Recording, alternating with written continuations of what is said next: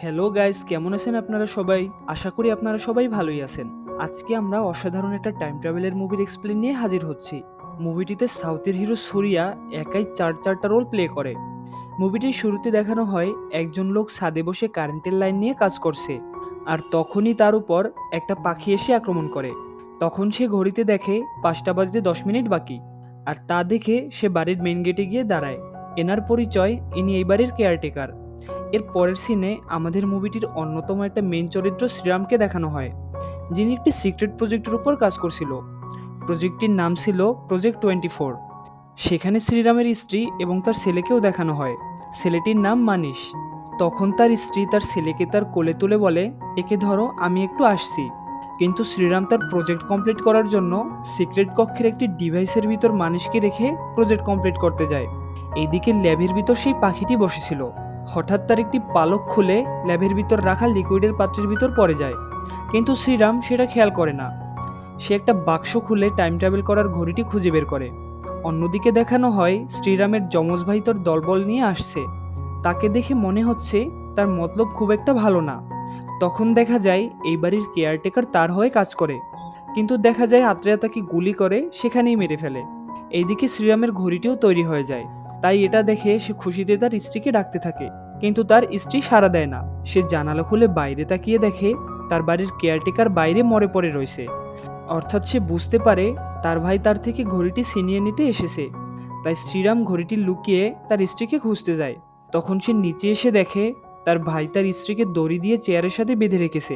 এরপর সে শ্রীরামের কাছে সেই ঘড়িটি চায়, কিন্তু শ্রীরাম ঘড়িটি দিতে রাজি নয়। তবে আত্রেয়া ঘড়িটির বাক্সের চাবিটি পেয়ে যায়। তখন আত্রেয়ার লোকেরা ঘর তন্ন করে ঘড়িটি খুঁজতে থাকে, কিন্তু কোথাও ঘড়িটির কোনো হদিস পাওয়া যায় না। হঠাৎ আত্রেয়া একটি বাচ্চার কান্নার আওয়াজ শুনতে পায়। তখন সে শ্রীরামকে বলে ঘড়িটি যদি তাকে না দেয় তাহলে সে তার বাচ্চাকে মেরে ফেলবে। এরপর আত্রেয়া তার স্ত্রীকে মারতে শুরু করে এবং এক পর্যায়ে তাকে মেরেই ফেলে। তখনই সিলিন্ডার থেকে গ্যাস লিক হচ্ছিল, আর তার উপর কেমিক্যাল পড়ায় সেখানে একটা বড় ধরনের বিস্ফোরণ হয়, যার ফলে শ্রীরাম মুক্ত হয়ে যায়। সে তাড়াতাড়ি করে তার ছেলেকে নিয়ে একটা সিক্রেট টানেল দিয়ে পালিয়ে যায়, আর আত্রেয়া তার দলবল নিয়ে তাকে তাড়া করা শুরু করে। এক পর্যায়ে শ্রীরাম একটি ট্রেনে উঠে পড়ে। তার ভাইও পিছু নিয়ে সেই ট্রেনে উঠে পড়ে। আত্রেয়া ট্রেনে উঠে দেখতে পায় শ্রীরাম তার বাচ্চাকে নিয়ে বসে আছে। তখন আত্রেয়া বলে, ঘড়িটা দে, আমি তোকে ছেড়ে দেব। কিন্তু শ্রীরাম তাতে রাজি হয় না। তখন আত্রেয়া বলে, তাহলে মর। এটা শুনে শ্রীরাম হাসতে থাকে, আর আত্রেয়া তাকে গুলি করে মেরে ফেলে। এরপর সে বাক্সটি খুলে দেখে সেখানে কোনো বাচ্চা নেই। উল্টো সেই বাক্সটি থেকে কাউন্টডাউন শুরু হয়ে যায়। সে ভাবে এতে হয়তো কোনো টাইম বম লাগানো আছে, তাই সে জীবন বাঁচাতে চলন্ত ট্রেন থেকে লাফ দেয়। কিন্তু দেখা যায় ওইটা কোনো টাইম বম ছিল না। পরের সিনে দেখানো হয় ট্রেনের অন্য একটি কামরাতে মানুষকে নিয়ে এক ভদ্রমহিলা বসে আছে। এরপর কেটে যায় 26 বছর। এরপর সেই ট্রেনের ভদ্রমহিলাটাকে আবারও দেখানো হয়। তার পায়ে ধাক্কা লেগে একটা বাক্স ছিটকে যায় এবং একটা ভাঙাড়ির লোকের কাছে গিয়ে পড়ে। সে এই জিনিসটি কিনতে চাইলে মহিলাটি বলে এটা সে বিক্রি করবে না। এটার যে বয়স তার ছেলেরও একই বয়স। এটা দিয়ে সে বহুমুখী কাজ করে, আদাবাটা থেকে হাতুড়ির কাজ, যখন যেটা দরকার আর কি। তখন সেইখানে আমাদের এই মুভির প্রধান চরিত্র মানুষকে দেখানো হয়। সে বড় হয়ে ঘড়ি মেকানিক হয়েছে। এর পরের সিন শিফট হয় রাতে। একটি কারেন্টের খুঁটির উপর একটি পাখি বসা ছিল। তার একটা পালক খুলে গিয়ে কারেন্টের লাইনের উপর পড়ে, যার ফলে শর্ট সার্কিটের মাধ্যমে আগুন ধরে যায়। সেই আগুনের সূত্রপাত থেকে একটি হসপিটালে আগুন লেগে যায়। সেখানেই 26 বছর ধরে কোমায় ছিল আত্রেয়া। আগুনের ফলে তার হাত থেকে বাক্স খোলার চাবিটা পড়ে যায়। সে জানতে পারে সে 26 বছর ধরে কোমায় ছিল। এটা শুনে সে প্রচণ্ড রেগে যায়। তখন তার পিএ মিরাজ ডক্টরকে বলে যত টাকা লাগে লাগুক, কিন্তু তাকে সুস্থ করা চাই।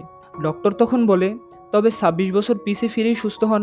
এটা শুনে আত্রেয়া ভাবে ঘড়িটা তো এখনও আছে, তাহলে সেই ঘড়িটাই তাকে 26 বছর পেছনে নিয়ে যেতে পারবে। এরপর তারা শ্রীরামের সেই ল্যাবে আসে। এরপর ল্যাবটি ঠিক 26 বছর আগের মতো করে সাজিয়ে তোলে, কিন্তু তারা অনেক এক্সপেরিমেন্ট করেও ব্যর্থ হয় টাইম ট্রাভেলের ঘড়ি বানাতে।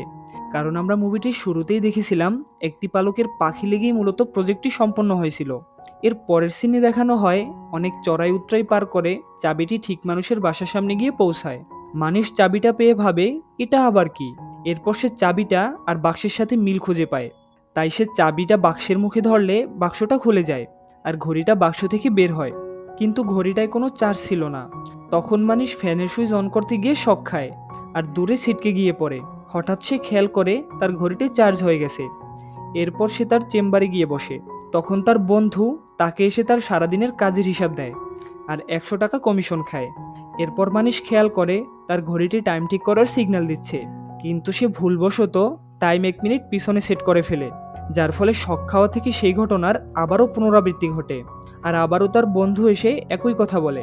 মানিশ তো পুরাই ভেবাচাকা খেয়ে যায়। সে আরেকটু যাচাই করার জন্য আবারও 1 মিনিট টাইম পিছিয়ে দেয়।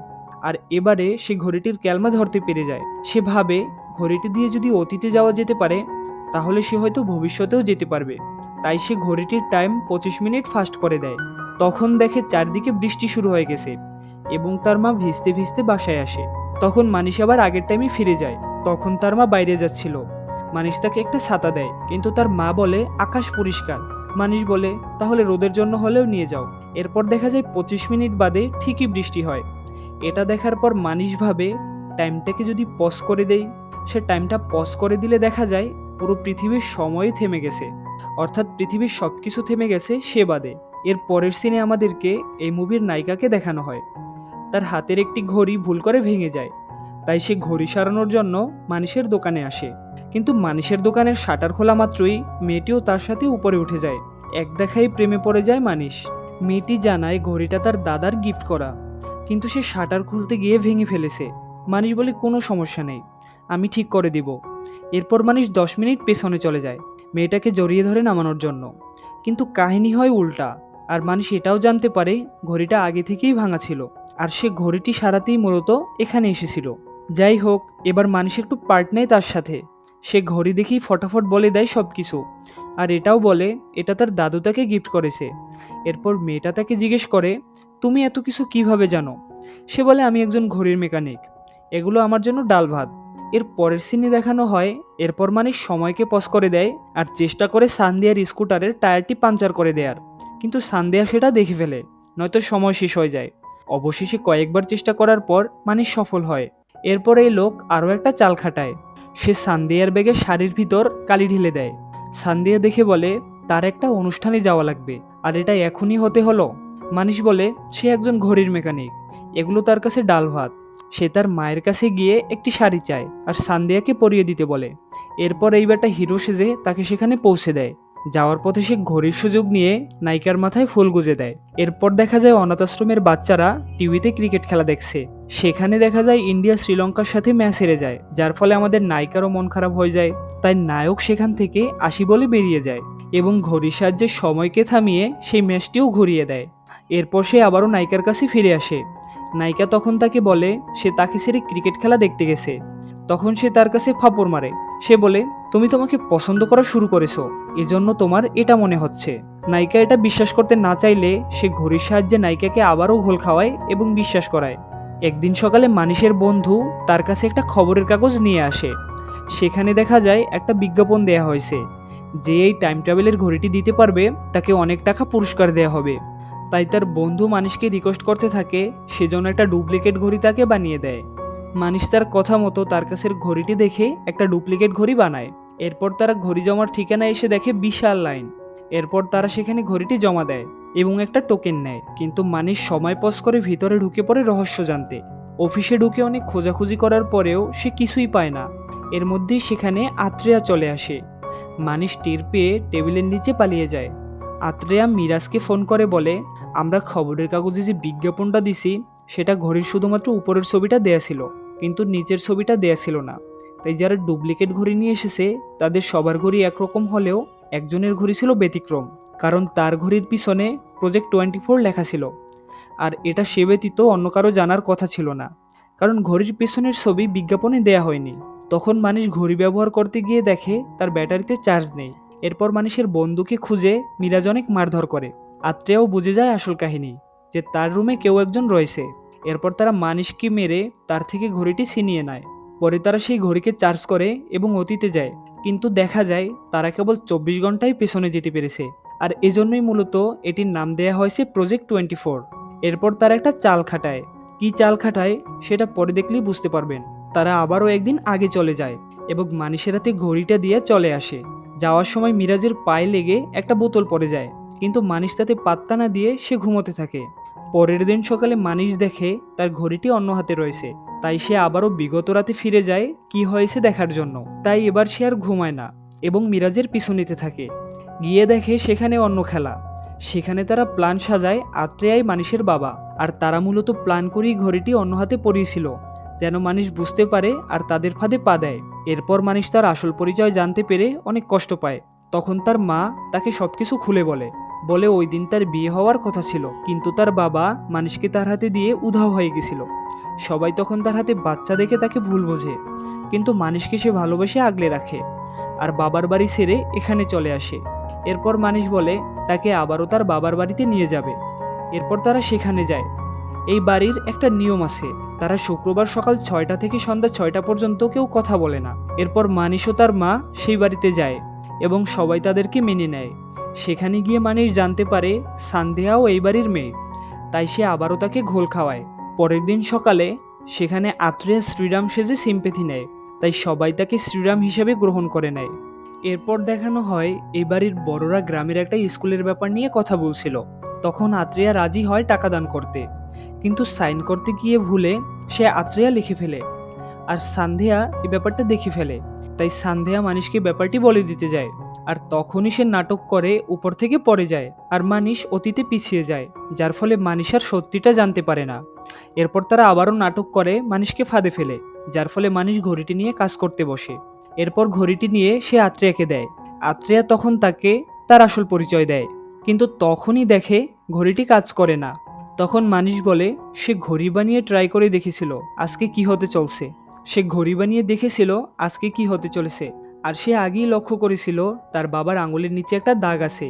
মানিশ সবই জানতো, কিন্তু 26 বছর আগের কোন তারিখে যেতে হবে তা সে জানতো না, আর তা জানতেই মূলত মানিশ আজকের এই নাটকটা করেছে। এরপর মানিশ 26 বছর পূর্বে ফিরে যায়। সেখানে দেখা যায় শ্রীরাম তার ঘড়ি খুঁজে পায় না। অনেক খোঁজাখুঁজির পর দেখতে পায় ঘড়িটি তার ছেলের হাতে লাগানো, আর ঘড়িটির ডিজাইনেও বেশ পরিবর্তন এসেছে। সে বুঝতে পারে তার ছেলে ভবিষ্যৎ থেকে এসেছে তাদের কিছু বলতে, কিন্তু ভাবে সেটা ভবিষ্যতে কেন বলল না। তখন তার স্ত্রী বলে তখন হয়তো আমরা ছিলামই না। এরপর আত্রেয়া আসে, তবে এবার সে তার আগের ভুলগুলো শুধরে নেয়। এসেই বিদ্যুতের লাইন কেটে দেয় যেন মানুষ ঘড়িটি চার্জ করতে না পারে। এরপর ঘড়িটা চায় আর সব ঘটনাগুলো খুলে বলে। এরপর তাদের মাঝে হাতাহাতি লেগে যায়। শ্রীরাম তার বাচ্চা ও স্ত্রীকে অন্যদিকে পাঠিয়ে ঘড়ি চার্জ করতে চলে যায়, কিন্তু আবারও কেয়ারটেকার তার সাথে বেইমানি করে।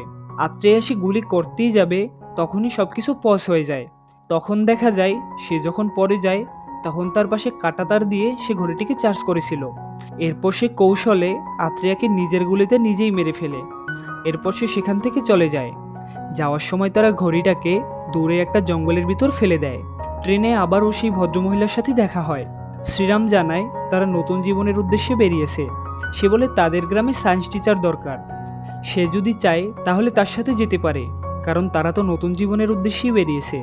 এরপর মানিশ আর সান্ধ্যা ছোটবেলার কিছু মজার মুহূর্ত দিয়ে সিনেমাটা এখানেই শেষ হয়ে যায়।